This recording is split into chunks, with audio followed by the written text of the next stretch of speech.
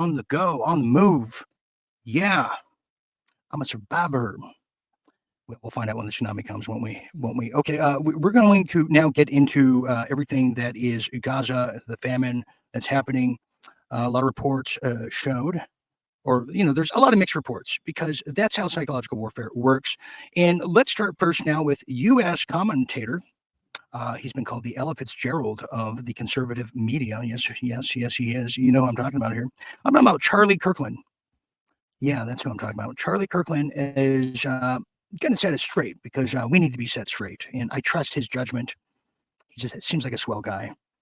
Yeah, he's no Benny Johnson. Then again, who is these days? Let's check this out. We'll watch a few minutes of this, and then we'll hear some opposing views on this whole conundrum. Really, check this out. I hate being propagandized.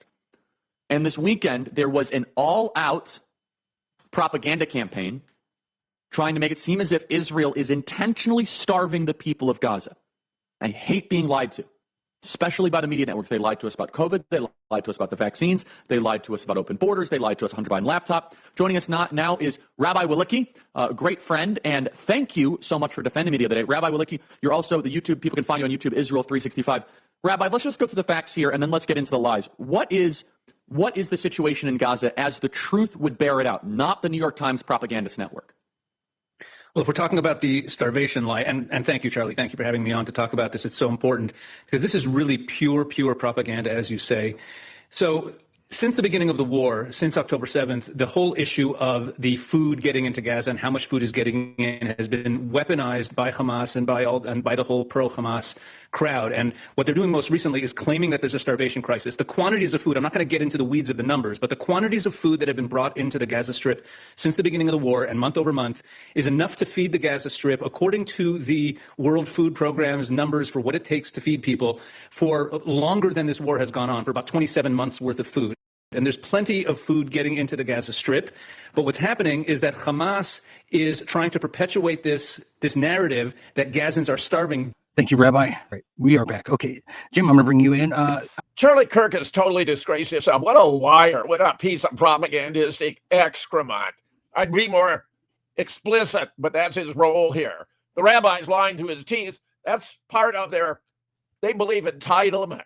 They're entitled to lie, cheat, steal, even rape, murder, rob non-Jews. That's part of their ethos. They believe they are the chosen people. This stuff about Hamas, exploiting the situation is complete rubbish. Every independent organization has confirmed the starvation is real, the starvation is massive, and it is deliberate. And they even created a phony Gaza Humanitarian Foundation just about 6 months ago to create these aid stations where the IDF shot down the Palestinians who came to get the food. They've contaminated the food. They put Oxycontin in the flour. It goes on, Dean. And I'm telling you, we're going to have 400 to 500,000 dead Palestinians from starvation. Even if the food began arriving today, it's that bad. Well, there seems to be more now. Here is an American who went over there. I've been hearing about these stories for years. This is from my friend Abby. She posted solidarity with Chris Smalls, labor leader brutally beaten and kidnapped by Israel for trying to deliver aid to Gaza. He's risking everything to expose the genocide. Yes, he is. But here is an actual video from the gentleman himself. We'll get back to Jim here. My name is Chris Smalls from the United States. If you are seeing this video, we have been intercepted at sea and have been kidnapped by the Israeli occupation forces or forces of the country complicit in Israel's genocide of the Palestinians. I appeal to my comrades, friends, family, to everyone to put pressure on the U.S. government to demand my release and the release of my comrades as soon as possible. Thank you. Wow, Chris Smalls, very brave. And stuff like that's been happening for quite some time, Jim, has it not? Dean, they're even interdicting ships bringing baby formula to Gaza. Baby formula.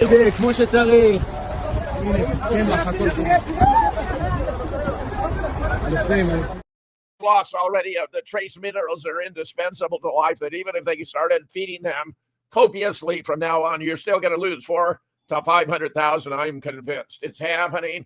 Cause the most brutal genocide they've ever seen. All kinds of organizations are reporting on it. And for Charlie Cook to put this POS rabbi on there to contradict is just grotesque. This guy is a complete despicable, awful propagandist. Terrible. Induced by Israel, they're going to annex Gaza. They've already showing maps that has no Gaza on it. It's grotesque, and it was all by design. Goodbye.